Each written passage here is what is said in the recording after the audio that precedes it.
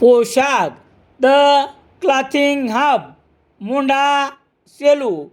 पोशाख मुंढा सेलू. गुणवत्तेला प्रथम प्राधान्य देणारे प्रशिक्षण केंद्र. भाऊराव घांडगे यांचे अक्षय कॉम्प्युटर, शास्त्रीनगर, HDFC बँकेच्या मागे, सेलू. सेलू तालुक्यात अवैध वाळूचा प्रश्न आला की महसूल अधिकारी आणि पोलीस त्यांच्यावर थेट कार्यवाही करू असे म्हणत वेळ मारून नेतात. तालुक्यातील दुधना कसुरा नदी बरोबर मोठ्या ओढ्यांना वरबडून त्याची चाळणी करण्याचा सपाटा सध्या सुरू आहे.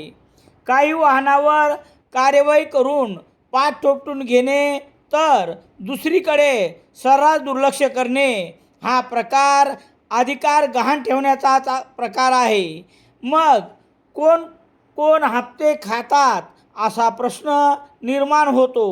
असाच प्रकार विरुद्ध राजवाडी येथील ग्रामस्थ मधुकर दिगंबरराव शेवाळे हे तहसील कार्यालयासमोर सोमवार 23 मार्च रोजी आमरण उपोषणात बसले आहेत. राजवाडी येथे तर रॉयल्टी नसताना दिवस रात्र दुधना नदीच्या पात्रातून वाळूची अवैध वाहतूक होते. याकडे महसूल आणि पोलीस का दुर्लक्ष करतात हा खरा प्रश्न आहे. उपोषणकर्ते मधुकर शेवाळे यांनी सेलूचे तहसीलदार यांना 13 मार्च रोजी निवेदन देऊन 23 मार्चपासून आमरण उपोषण करण्याचे सूचित केले होते. राजवाडीसह नदीकाठच्या अनेकांनी या प्रकरणी लेखी तक्रारी दिलेल्या आहेत.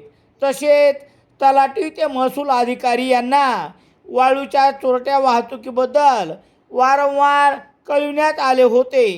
या सर्व तक्रारीकडे का दुर्लक्ष होते असा प्रश्न आहे. राजवाडी येथे तर ट्रॅक्टरधारकांना वाळू न नेण्याबाबत सांगितले तर ते थेट म्हणतात हप्ते बांधलेत म्हणून आमचे ट्रॅक्टर कोणीही पकडू शकत नाही. आता वाळू वाहतूकदाराकडून कोण कोण हप्ते खातात हे माहीत नसले तरी वाळूचे ट्रॅक्टर मात्र रात्रंदिवस सुसाट धावतात हे मात्र मान्यच करावे लागेल.